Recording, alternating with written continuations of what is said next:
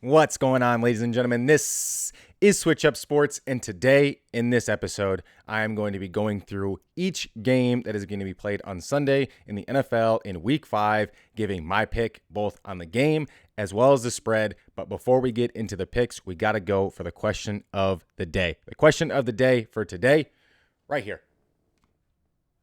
Which QB is going to have the best weekend? So leave that in the comment below. Let's get to our Week 1 picks. Starting it off with the Bears hosting the Carolina Panthers. So this spread, currently the Bears are favored by 4. Over under is set at 42.5. And what I think is going to happen in this game is Andy Dalton used to play for the Bears. I think the Bears defense is their biggest strength, as we know that has been the strength for the Bears for a very long time. So Caleb Williams has gotten better each week. The thing that is now going to start to happen is I think this is going to be his actual breakout game. The Panthers are not very good.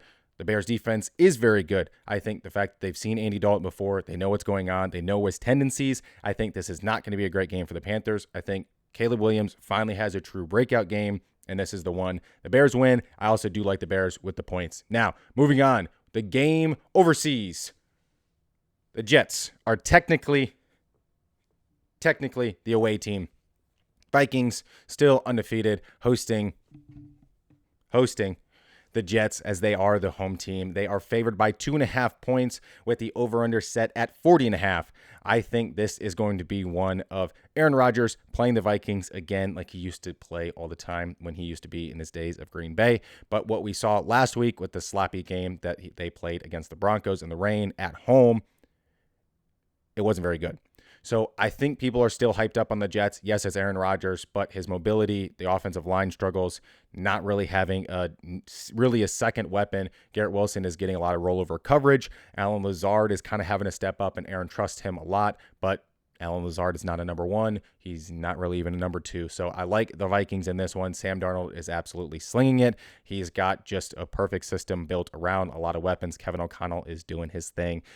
Sam Darnold and the Vikings keep rolling overseas. Moving on. The Ravens going into Cincinnati. They are favored by 2.5 points, over under at 50.5 on this one. So the Bengals are a weird team. The Bengals are a team that really play to their competition. They lost to the Patriots in week 1. They're a slow starting team. Then they have to go into Kansas City, and they played great against Kansas City. And Joe Burrow realistically has played great since week 1, but their defense isn't very good. They always play to the level of their competition, which a lot of the times you look at and it's like, hey, you guys on paper are better. You guys really even statistically a lot of the times are better over the last couple seasons. Like, what's going on? You guys are the same players, but not. I guess it's kind of weird. I think we saw last week Baltimore really shifted and really kind of leaned into what they really are, as they're a power running team. When the Ravens are a power running team, you can get a lot done. Derrick Henry had just shy of 200 yards last week. He did whatever he wanted. He was getting 9 yards a rush. So that's going to be implemented. That's going to continue to be implemented. And when the Ravens are hitting and they're humming, they're honestly one of the best teams in the league. And I put them easily over the Bengals in this one because I think Derrick Henry is going to have another big week. Lamar Jackson is also going to have a big week. I like the Ravens, and I also like them with the points on the road. This one's going to be interesting. The Colts on the road against the Jags. I don't know what's going on with Trevor Lawrence. I don't know what's going on with the Jags. I don't know entirely if it's all on the defense, because when you watch the film, Trevor Lawrence makes some throws and then he makes some really weird plays like we saw a couple weeks ago with like the ghost that he saw spinning out of it, and then he ran into his tackle. So it's like, I don't entirely know what's going on. I've seen him make spectacular plays. Even this year, I've seen him make throws that it's like, there was only a couple guys that can do that. So I don't really know what to make of Trevor Lawrence. Is he going to lose his 10th straight game? I don't know.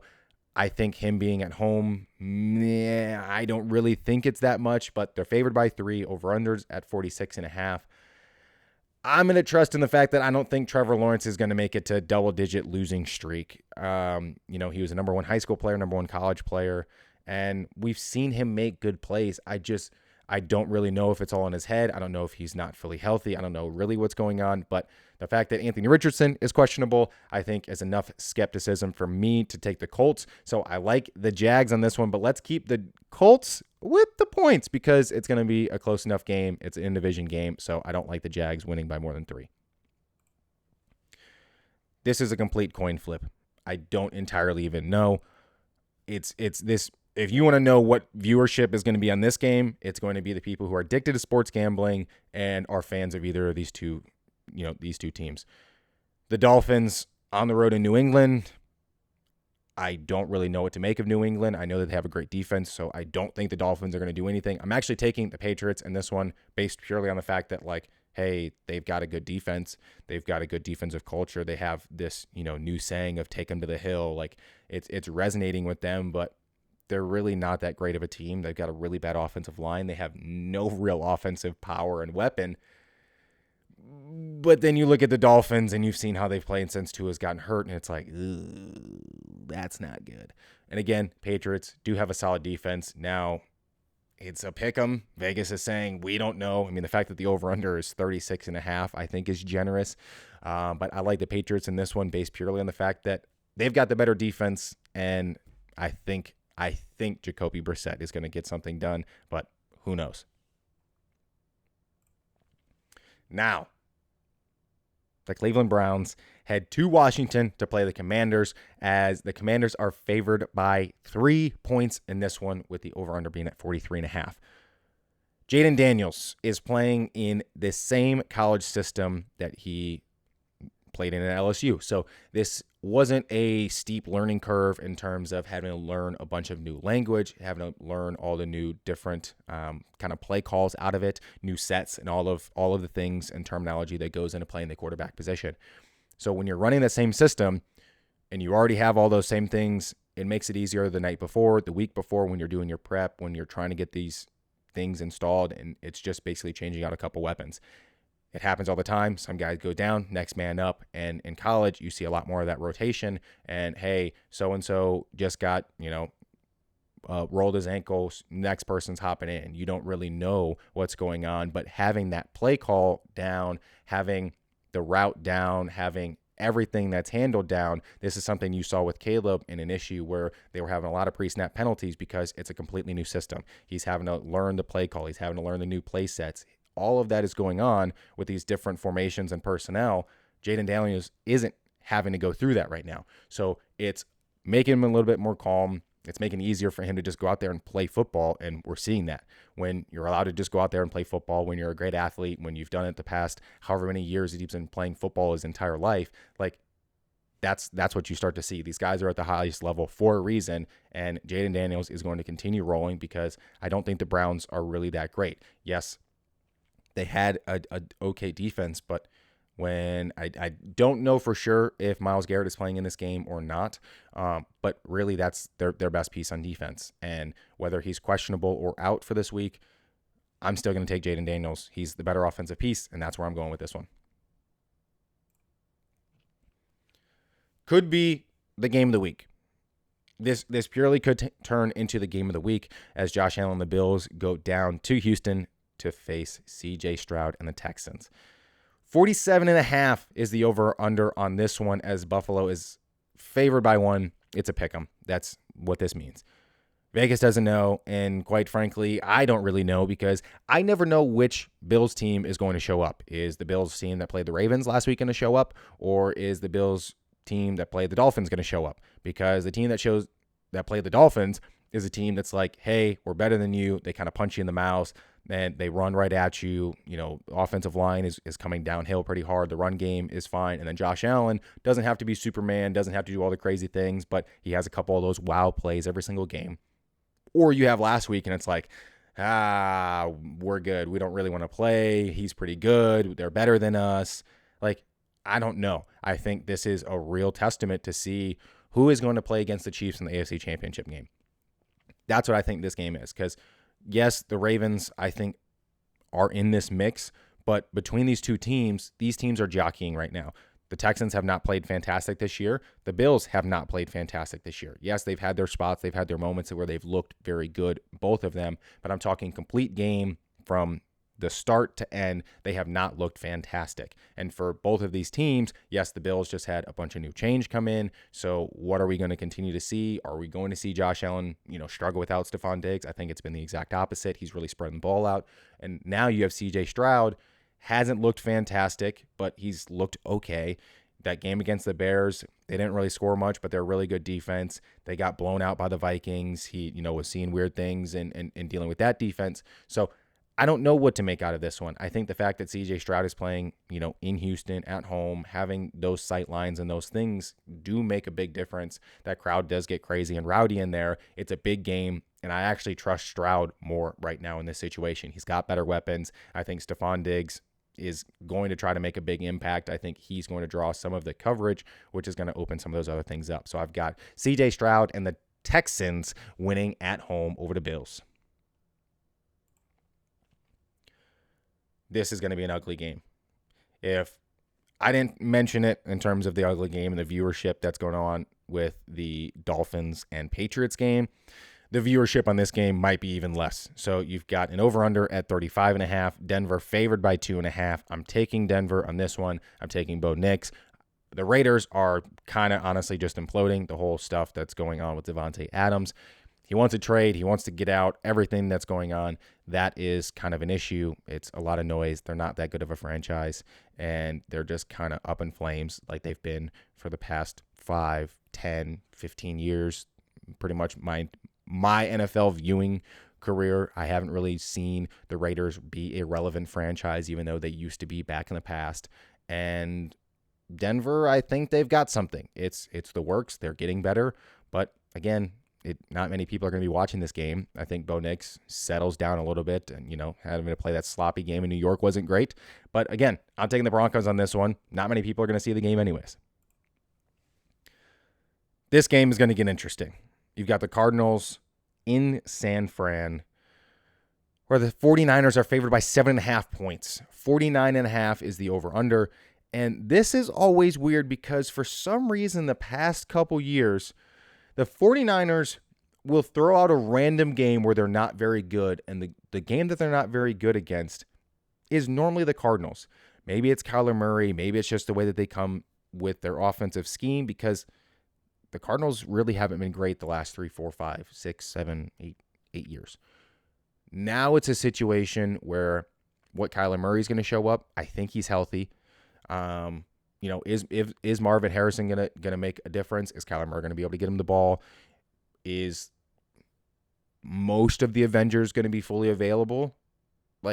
That's the same thing kind of with this 49ers team. I know they're going to play solid fundamental football. Kyle Shanahan is a fantastic coach. They're going to be in every single game, and when everything clicks for them, there's these giant openings because it's a well put together scheme. At the end of the day, I'm not picking against the 49ers in this game. I think they are the better team, top to bottom. And now you're looking at a situation where 7.5, I think that's too much. It's an in-division game. I just think that the Cardinals haven't played great. But because it's an in-division game, it's going to be somewhat close. And Black Ops 6 doesn't come out for another couple weeks. So Kyler Murray, I think, is still going to be pretty engaged in this game. And I think they'll keep it somewhat close. 7.5 is just too much. Now, keeping it in California, where the Packers are traveling to the Rams, where I guarantee you most of the stadium is going to probably be Packer fans. So the fact that Green Bay is favored by 3 is interesting. The Rams are still dealing with a ton of injuries. They haven't been whole. Matthew Stafford threw kind of an ugly interception against the Bears last week, and I just think that Jordan Love is starting to get back, coming against the Vikings in a very good defense. They're hot this year. They're playing well. The scheme is working very well. So him coming back and then playing well in the second half, it just kind of, hey, he was out for a couple weeks. Just a quick bit of rust got knocked off that got built up on. So I think this week they start to click a little bit more. Again, Rams dealing with a good amount of injuries. I don't really think they're fully put together and whole, and I think the Packers just control this one. I like them on the road. pretty handily. I think they're just going to control the entire game. Interesting game in this one. It's an interesting game purely on the fact that I think the Seahawks are a good team. But how good the Seahawks are, I think, is kind of the same situation that I mentioned earlier with the Bengals, and they tend to play kind of against the level of their competition. I think that's what's going to happen this week. I think the Seahawks are better than the Giants. I don't think it's really that close, but the Seahawks, when they played against the Lions, like, yes, it was close, but it wasn't close because it was almost always a 2-score lead. So Geno had like 38 first downs and he had all these yards and like they moved the ball up and down on the Lions, but the Lions don't have a great defense. I think the Giants do have a slightly better defense based purely on, I think their defensive line is better and the Lions were missing a couple guys on their D-line. So I think the Seahawks are going to have slightly bit of an issue moving the ball at will versus what they had against the Lions. But the Giants aren't very good. And the Seahawks defense is very good. So the line at 6 is a lot, but the Giants aren't very good. So I actually like the Seahawks at this one, and I like them with the points. I don't think the Giants are going to score very much in this game. Maybe 12 points, maybe 13. Like maybe touchdown, 2 field goals. That's kind of what's going to happen in this one. I think the Seahawks defense is going to be the real winner in this game. I think they're just going to show up. They're going to take control, and Daniel Jones is going to look terrible. Like that is the name of this game. Geno Smith, I think, will look fine, but realistically, I think like 24-13 is the end result of this game. The Sunday night game, Dallas heading to Pittsburgh, where Pittsburgh is a 2.5-point favorite. 44.5 is the over-under. And in this one, I think this purely comes down to Dallas is not good on the road against competent teams. The Steelers' defense is very good. The Steelers' defense is going to cause tons of fits for Dallas because Dallas can't run the ball. If you can't run the ball, you can't keep a defense honest. And when a defense isn't able to be kept honest and they know that their only way of moving the football is through passing, they're going to have a fantastic day.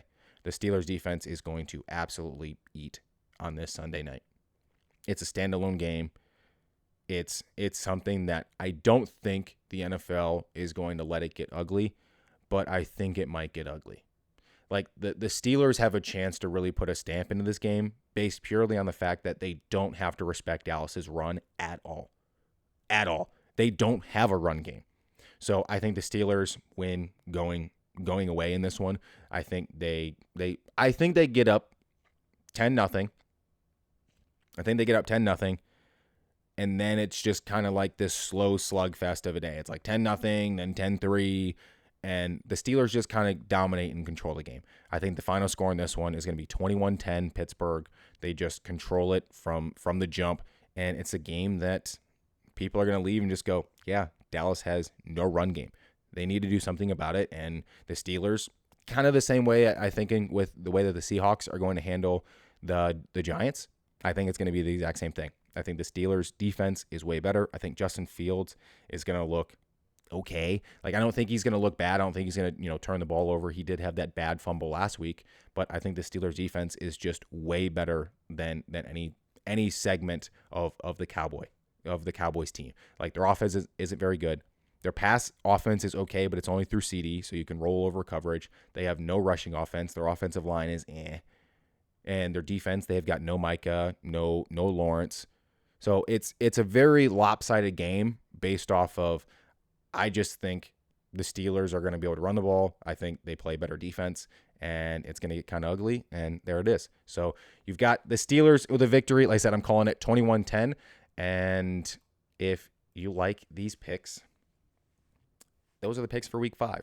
If you like these picks, then tune in next week on Friday again when I give my picks for week 6. But the next show is going to be on Tuesday when I do a recap of the weekend and I talk the biggest news and things. But this has been Switch Up Sports. Go ahead and hit that subscribe button so that way you never miss a live show or any of the other cool things that I got going on. But until then, I will see you guys on Tuesday for the next live show as we get rolling. But hopefully these picks do fantastic and we have a fantastic winning record or something like that. But either way, I'll catch you guys in the next one. See you.